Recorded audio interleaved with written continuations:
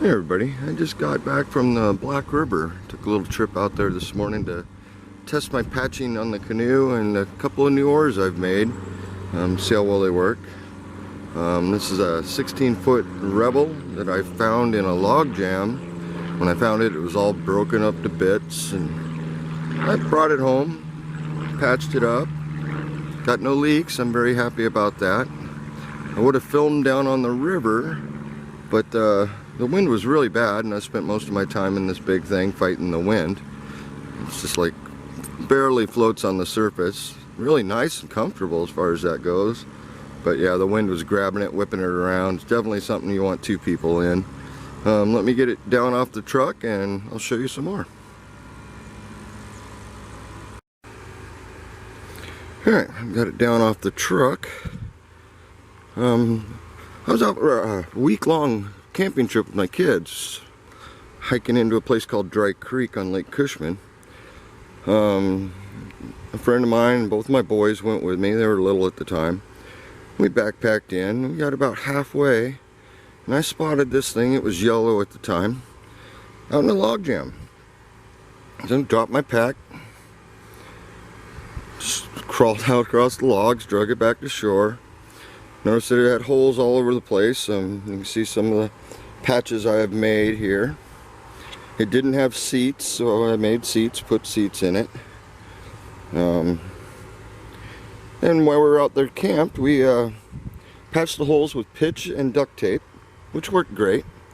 You can see here there's an oar that the first one here on the left is the one I made from a stick I pulled out of that log jam also, so I could paddle it from where we were on the trail to where we were camped.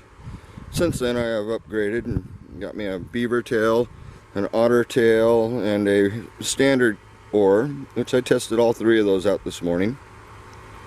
I like the standard a little better. I think the second one here, the beaver tail, just a little thick around the handle. I'll have to thin it down, make it a little more comfortable. On the otter tail over here, I really enjoyed this one. Just the shallow water, it was better to have the regular standard oar. But yeah, we spent a week playing in this canoe out in the Lake Cushman after finding it. It was pretty fun.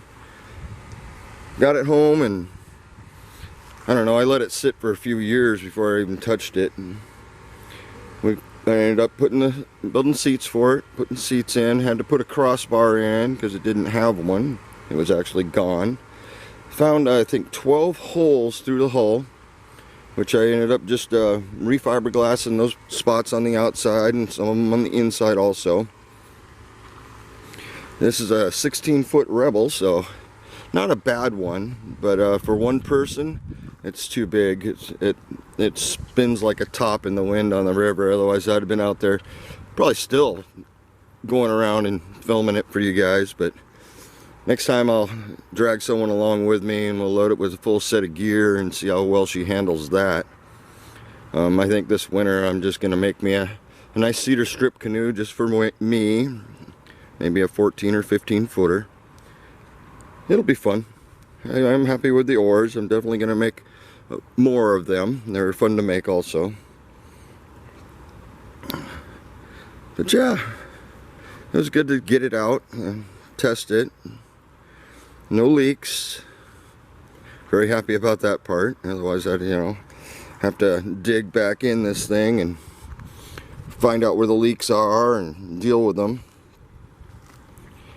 But it was pretty good, pretty fun. You can probably see this patch here. This is a big hole. Needless to say, when we did canoe it from where I found it to the camp, it was the only thing keeping it up were the flotation devices in each end. It was full of water. Our gear was all soaked, but we were there a week, so it was no problem drying all our stuff out and having a great time. I just thought I'd share with you. I think I'll try that again with another person and maybe some gear. Like I said, this thing pretty flat bottom, so it kind of floats on the top. The wind has a lot of control over this thing. Could be fun. I think next time I make an oar, I'll probably do a video on that so you guys can see the process that goes into actually making one of these things. Not like the first one there that I did with a knife and an axe, which it worked great. Yeah, well, thanks for watching.